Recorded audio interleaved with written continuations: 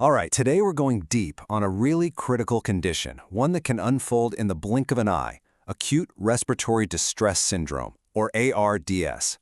We're going to talk about what happens when our body's most basic, most essential function, just breathing, suddenly, catastrophically fails. Let's get right into it. So I want you to just picture this for a second.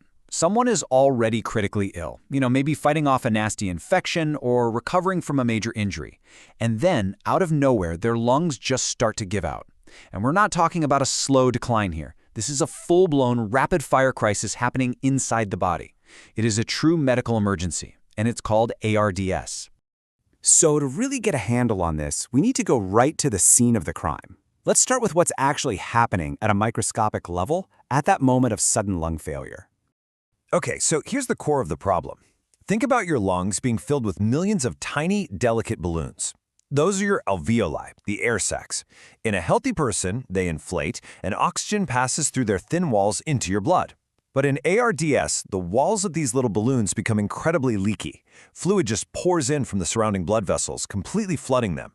So now you have these waterlogged balloons that can't fill with air. No air means no oxygen can get into the blood. It's a profound, life-threatening plumbing failure inside the lungs. So what on earth could trigger such a catastrophic failure? Well, the attack can come from two different directions. It could be a direct hit on the lungs themselves, things like a severe pneumonia, or someone aspirating, inhaling stomach contents. But, and this is so important to understand, it can also be an indirect hit. The problem can start somewhere else entirely in the body, like sepsis, which is a massive body-wide infection, or major trauma. These things can trigger such a huge inflammatory storm that the lungs end up as collateral damage. Okay, so we know what's happening, but for the clinicians at the bedside, how do they actually diagnose this in the middle of a crisis? They've got to move fast, and they have a very specific checklist to make sure they're dealing with ARDS and not something else. And here it is. This is the official playbook. It's called the Berlin definition. There are 4 boxes they have to tick. First, it's got to be acute, meaning it happened fast, within a week of some known trigger. Second, the chest X-ray has to show both lungs looking whited out, just full of fluid.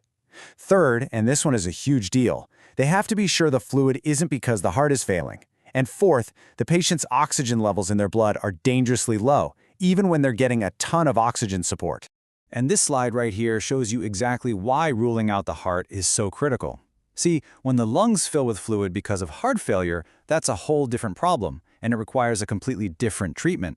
So clinicians look for those telltale signs of heart trouble, like hearing extra abnormal heart sounds with a stethoscope, or seeing swollen neck veins that suggest fluid is backing up from a struggling heart. If those signs aren't there, it points the finger squarely at ARDS. So once they've confirmed it's ARDS, they then grade how bad it is. They do this using something called the P/F ratio. It's basically a score for how well the lungs are doing their job. They take the amount of oxygen in the patient's blood and divide it by how much oxygen the ventilator is giving them. A high number is good, but as you can see, the lower that number drops, the more severe the ARDS is and the worse the prognosis. Okay, so the diagnosis is made. The patient is on a ventilator. Now what? Now, you'd think the logical next step is to just crank up the ventilator, right? Force as much air and oxygen into those flooded lungs as possible. But here's the twist. The modern, evidence-based approach is the exact opposite. It's called the lung protective strategy. This is the playbook, and it came out of these huge, game-changing clinical trials. And the core idea is be gentle. Just look at the steps. They use smaller breaths, not bigger ones. They actually accept a lower than normal oxygen level, somewhere between 88 and 95%. They even let the patient's carbon dioxide level climb higher than usual. Why? Because it's all about one guiding principle. And that principle boils down to this single number, 30. 30 centimeters of water. That is the absolute maximum pressure they will allow inside those tiny, fragile air sacs. If you push past that number, you risk physically damaging the lungs even more, literally tearing them apart with the ventilator. So every single setting on the machine is adjusted to stay at or below this crucial safety limit. This quote just says it all, doesn't it? For years, the thinking was we had to chase perfect numbers on the monitor, perfect oxygen, perfect CO2.